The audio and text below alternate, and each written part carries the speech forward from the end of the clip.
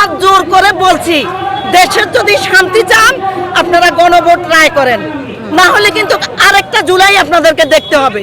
আমি জানি না আপনারা এখন আমার গুলি করলেও আমি ভয় পাই না, আমার গুলি করলেও আমি ভয় পাই না।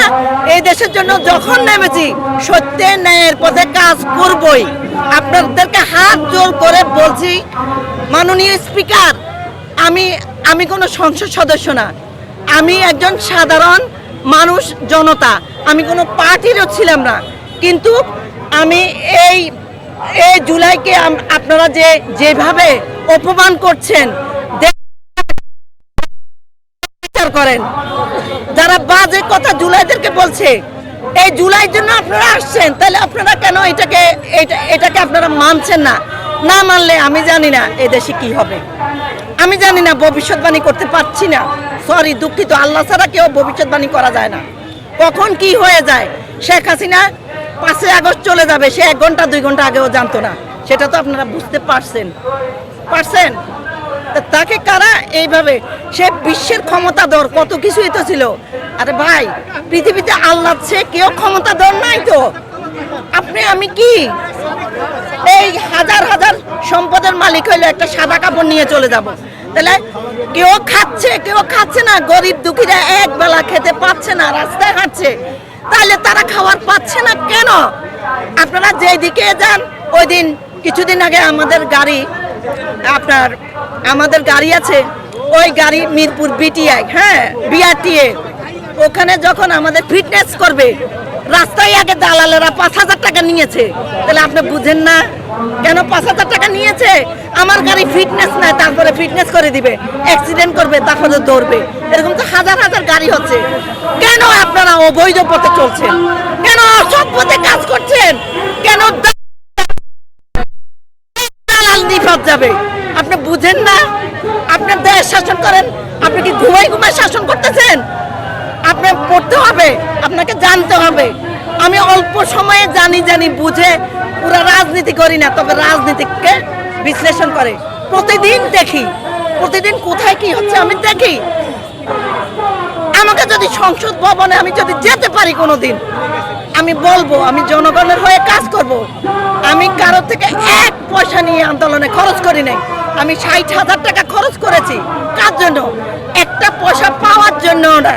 এই দেখেন, এই যে পাল চকলেট, ওই যে গত জুলাইয়ের জন্য আমি পাল চকলেট কিনেছিলাম, আমার কাছে এই একটা পাল চকলেট জুলাই আন্দোলনের এখনো আছে, প্রতিটা ব্যাগ এখনো আছে, প্রতিটা ডিব্বা আমার ঘরে আছে, স্মৃতি হিসাবে আমি রেখে দিছি। জুলাইকে আমি জানি না, আমি একজন মা, আমারও 2টা সন্তান আছে। এই যে আবু সাইদ, মুগ্ধ, যারা আগে সেই বুয়েটের যারা প্রাণ দিয়েছেন হাজার হাজার, আপনারা তো দেখেছেন, এগুলো তো 1400 হিসাব করে, 1400 না আরো বেশি হবে।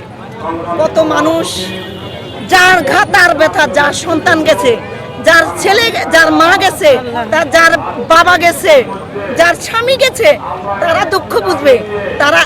তারা আজকে ভাত খেতে পারছে না, তাদের জন্য মুক্তিযোদ্ধা যেরকম ভাতা দিচ্ছেন এরকম ভাতা দিবেন। আপনারা দেখেন সত্যিকারের যোদ্ধা কারা, আপনারা খুঁজে বের করেন। আমি চাই না আমার ভাতা লাগবে না, আমার ভাতা লাগবে না। আপনারা গরিব দুঃখী যাদের সামর্থ্য নাই তাদেরকে দেন, আল্লাহ আমাকে এখন আলহামদুলিল্লাহ আমি খাচ্ছি, কিন্তু যারা খেতে পারছে না তাদেরকে খুঁজে খুঁজে তাদের পরিবারকে আপনারা দেন, মুক্তিযোদ্ধার ভাতার মতো। ওখানে মেরে ফেলছে।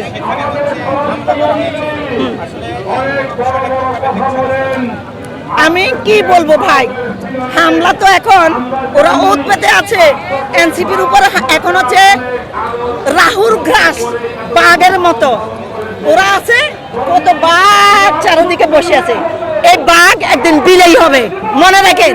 এই বাঘেরা বিলেই হতে বেশি সময় নাই। একটা কথা মনে রাখবেন, আমাদের নবী করিম সাল্লাল্লাহু আলাইহি সাল্লামের কিন্তু প্রচুর কত যুদ্ধ করছে। আমি ওই যে মদিনা মক্কা শরীফে যে বাথরুম করছে, হ্যাঁ ওর নাম কি এই মুহূর্তে তো আমি তো ভুলে গেছি, বলো তো। আবু জাহেল, হ্যাঁ আবু জাহেল আমাদের নবীকে, সেই বুড়ির বাড়িও দেখে আসছি। আমাদের নবী, পৃথিবীর সেরা নবী, প্রিয় নবী হযরত মুহাম্মদ মুস্তাফা সাল্লাল্লাহু আলাইহি সাল্লাম, ওনাকে কি সবাই ভালোবাসছে? ওনার বিরুদ্ধে কাজ করতেছে না? এই দুনিয়াতে, পৃথিবীতে এই 5টা আঙ্গুল যেমন সমান নয়, আমাকে আপনাকে সবাই ভালোবাসবে না, বুঝছেন? আমাকে যদি 10 জনও ভালোবাসে আর 5 জন 3 জনও কিন্তু আমার বিরোধে যাবে। আমি হাজার ভালো কাজ করি না কেন, তারা আমার বিরোধে যাবেই। কারণ এটা আমাদের নেচার, এটা আমাদের প্রকৃতিগত নেচার। তাইলে এটা আমি কি বলবো বলেন? তো জুলাই যোদ্ধাদের পিছনে তো লক্ষ লক্ষ কোটি কোটি আছে, যে আমলিকের আছে, এরা তো তার বিরুদ্ধে থাকবেই, এইটাই স্বাভাবিক। এখন জামাত যদি জামাতের বিরুদ্ধে যায় কেউ, এইটাই স্বাভাবিক। এনসিপির বিরুদ্ধে গেলে এইটাও স্বাভাবিক, এটা অস্বাভাবিক কিছু না, বুঝছেন? আমি যদি হাজার ভালো কাজ করি, আমার বিরুদ্ধে লোক দাঁড়ায় যাবে।